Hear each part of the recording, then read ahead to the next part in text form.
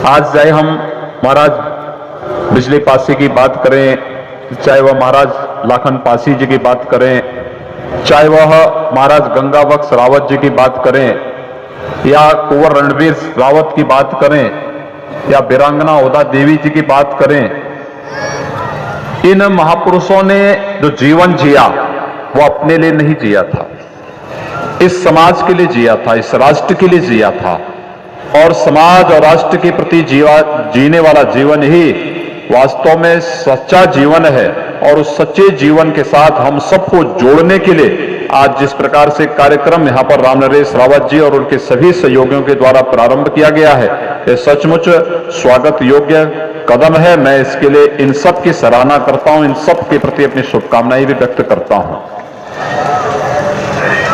वैसे ही देश के दुश्मनों ने इस देश के उन वीर जातियों को,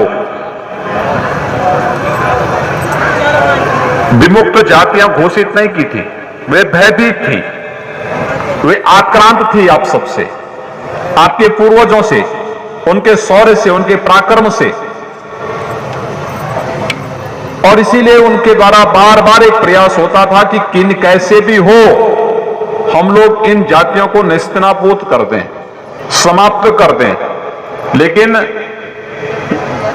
मुझे लगता है कि हर कहावत अपने आप को चरितार्थ करती है।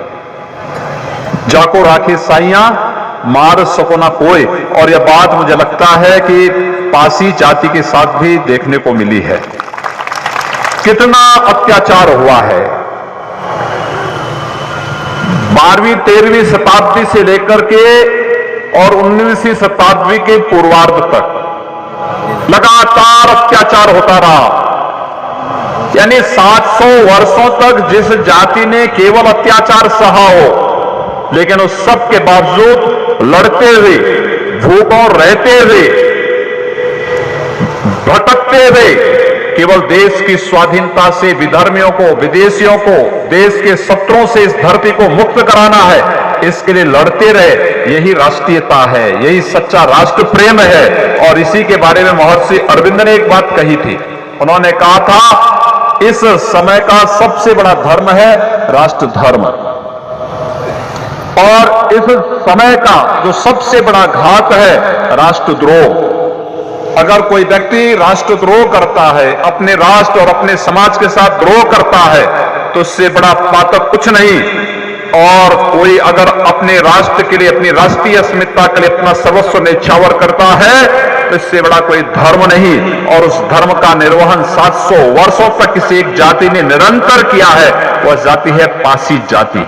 और इसीलिए पासी जाति के में पैदा होने पर जो गौरव की अनुभूति आप सबको अपने पूर्वजों पर करनी चाहिए, वह इस प्रकार के समारोह के माध्यम से, इस प्रकार के समारोह के माध्यम से वह हम सबको देखने को मिलता है। मुझे बहुत अत्यंत आनंद की अनुभूति हुई जब राम नरेश जी मेरे पास इस बारे में आए थे कार्यक्रम के दृश्य। तो मैंने उनसे पूछा, मैंने कहा कि कोई किला आज भी मौजूद है?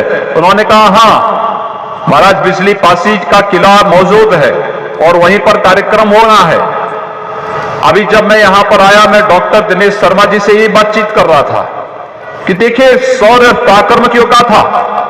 इस किले को अंग्रेजों ने ध्वस्त किया होगा, विधर्मियों ने ध्वस्त किया होगा, लेकिन वह आज भी महाराज बिजली पासी की पताका को लेकर के भारत की सनातन परंपरा के गौरव की अनुभूति करा रहा है। ये किला, यह स्थान, हर व्यक्ति कोई जीवित होने के लिए नहीं आया है। जो इस धरती पर आया है उसको एक दिन मरना जरूर है, लेकिन अपने शौर्य और पराक्रम से एक नया इतिहास लिखने वाली कौम को आने वाला समय सदैव स्मरण करता है, सदैव उनको उनका जीवन स्मरणीय हो जाता है, आने वाले लोगों के लिए प्रेरणादायी बन जाता है।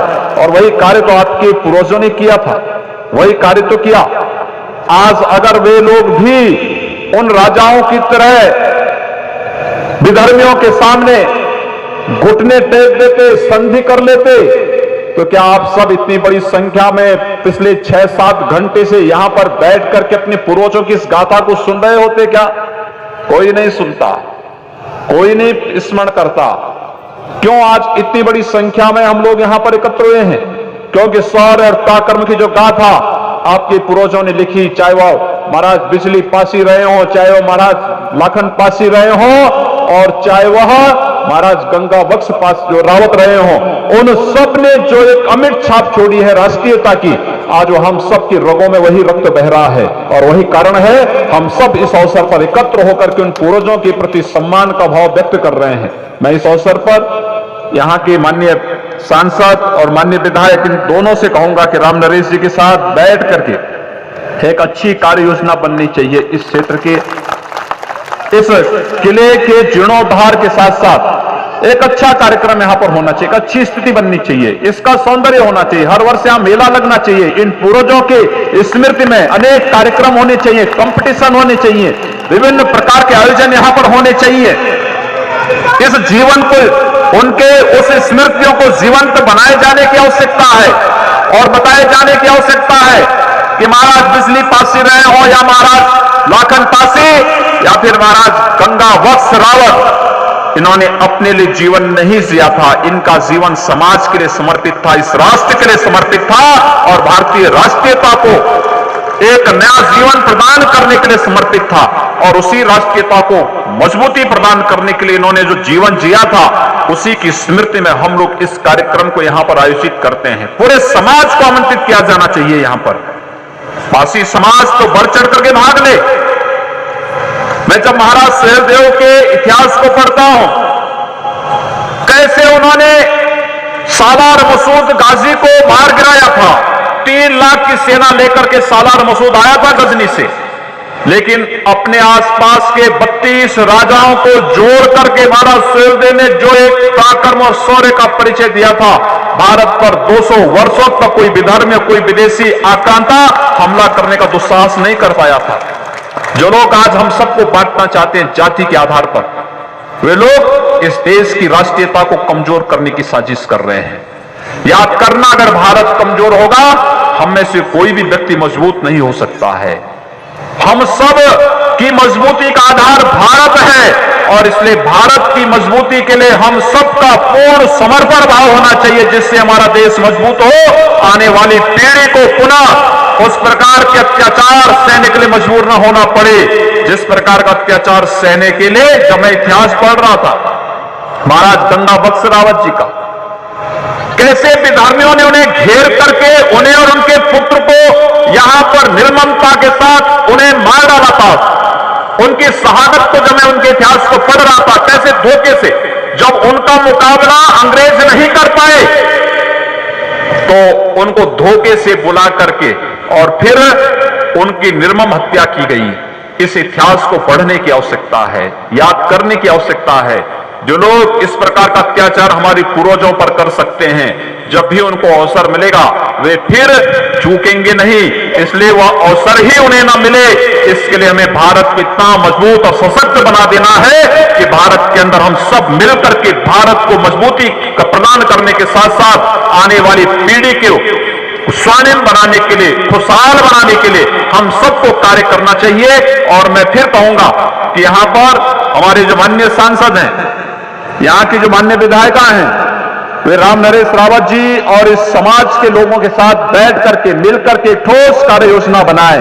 और यहीं पर ही नहीं, गोमती जी के तट पर भी वहां पर एक स्मारक बना हुआ है, उसमें क्या भव्यता आ सकती है, हमें इसके बारे में सोचना चाहिए। वो इतिहास स्मृतियों के साथ वहां पर सजोया जाना चाहिए, लिखा जाना चाहिए, लोग पढ़ें उस इतिहास को, जाने उस सही इतिहास को। क्योंकि इस देश में आजादी के बाद जिन लोगों ने इतिहास लेखन का कार्य किया, उन लोगों ने बहुत सारे इतिहास को सही परिप्रेक्ष्य में लिखने का प्रयास नहीं किया है। इसीलिए इतिहास के पन्नों में महाराज बिजली पासी, महाराज लाखन पासी, वीरांगना उदा देवी, महाराज गंगा बख्श रावत, इनके नाम आपको इतिहास में देखने सुनने को नहीं मिलेगा। और मुझे आप सबको बताते हुए प्रसन्नता है, 1 अप्रैल से हम नया पाठ्यक्रम ला रहे हैं। हमने महाराज बिजली पासी को भी, महाराज लाखन पासी को भी पढ़े तो कि हमारा इतिहास क्या रहा है, किन परंपराओं के साथ हम आगे बढ़े हैं, कैसे एक राज परंपरा के साथ जुड़ी हुई जाति। श्री राम नरेश रावत ने इस बात को कहा कि जब तक भारत में भारतीयों का शासन था, तब पासी शासक थे, लेकिन जैसे विधर्मी और विदेशियों का शासन आया, आपको विमुक्त और खाना बदोश जाति बना करके दर दर की ठोकरें खाने के लिए मजबूर कर दिया गया। ये क्यों हुआ, इस इतिहास को ढूंढने की आवश्यकता, इसमें जाने की आवश्यकता है। और इसीलिए एक बार पुनः मैं आप सबका आह्वान करूंगा, जो लोग बांटने का कार्य कर रहे हैं, उन सबको एक और करके भारत की राष्ट्रीयता को मजबूती प्रदान करने के लिए, भारत को मजबूत करने के लिए हम सबको एक साथ मिलकर के प्राण के साथ आगे बढ़ना होगा। और उसी अभियान को आगे बढ़ाने के लिए आज जो आयोजन यहां पर श्री राम नरेश रावत जी ने किया है, मैं उन्हें हृदय से साधुवाद दूंगा, अपनी शुभकामनाएं दूंगा और विश्वास के साथ मैं उन्हें आश्वस्त करता हूं कि सरकार से इन महापुरुषों के सम्मान के लिए, इन स्मारकों के संरक्षण के लिए जिस भी प्रकार की अपेक्षा आपकी होगी, सरकार आपको भरपूर सहयोग करेगी। आप सबको इस अवसर पर मैं अपनी शुभकामनाएं देता हूं। धन्यवाद। जय हिंद। माननीय, अभी 2 मिनट बैठे रहेंगे सब लोग अपनी जगह पर, अपनी जगह 2 मिनट बैठे रहेंगे। माननीय